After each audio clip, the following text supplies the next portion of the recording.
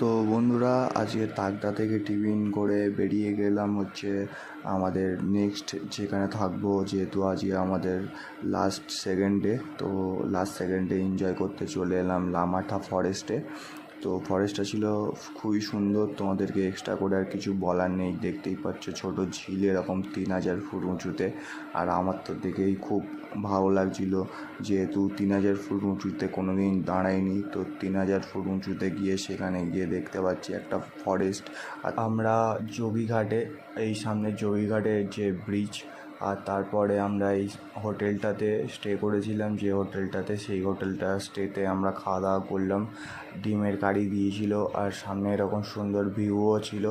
আর চলে আসার পথে এরকম হোটেল মালিকের একটা ছেলে একটা মেয়ে ছিল, আর তাদের কাছে ছোটো এরকম পাপেট ছিল। তো আমিও তাদের সঙ্গে খেলা করছিলাম, আর আমার বন্ধুরা আমাকে দেখে আপসেট হয়ে যাচ্ছিল।